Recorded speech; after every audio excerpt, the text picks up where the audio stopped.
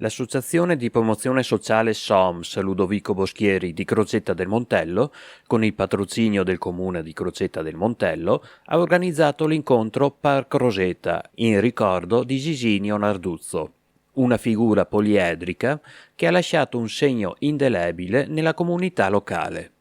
Allora oggi noi ricorderemo Gisinio Narduzzo attraverso la testimonianza di alcuni amici, fra i quali Adolfo Chiaventone, Sergio Tazzer e Eugenio Mazzocato. Sono persone di riferimento perché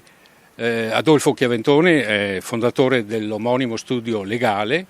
ed è anche parente di Gisinio, per cui ci parlerà dell'infanzia e della giovinezza, di come si viveva negli anni 50 in questi posti. Sergio Tazzer è un suo grande amico, tra l'altro è stato dirigente della RAI e anche lui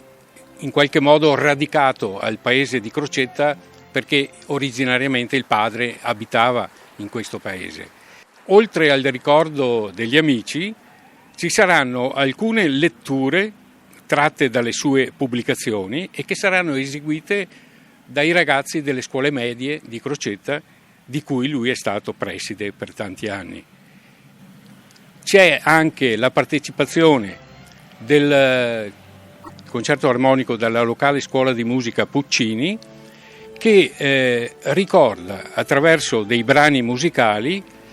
quelle che erano le tradizioni di famiglia Narduzzo. Il padre di Gisinio,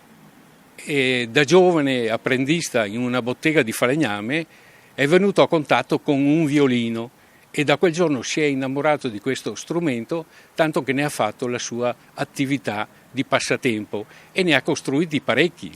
Oggi avremo anche un violino Narduzzo nell'ensemble che suonerà per ricordare questo nostro concittadino.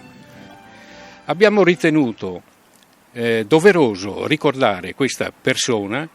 che riteniamo una persona illustre non soltanto per le cariche che ha ricoperto e per le tappe che ha bruciato, per la sua caparbietà, per la sua volontà, ma soprattutto perché lui ha affondato la ricerca storica e ha dato dignità ad un paese che sembrava un centro del Trevigiano di poca importanza. Oggi ci riuniamo qui tutti assieme per ricordare una figura importante per il nostro comune, che è il dottor Gisinio Narduzzo, che ha fatto ben 4 mandati praticamente di sindaco a Crocetta negli anni del maggior sviluppo, quindi sono passate attraverso la sua vita in realtà scelte importanti di questo paese ed è giusto che, come vedete dalla sala affollata, è giusto che ci sia il giusto tributo a un ex sindaco, ma soprattutto a un grande uomo di cultura. Penso che gran parte del patrimonio culturale specifico di Crocetta lo dobbiamo proprio a lui. Quindi ha lavorato e il suo lavoro continua ad essere utile negli anni, quindi è bello così. Gisinio possiamo dire che ci ha insegnato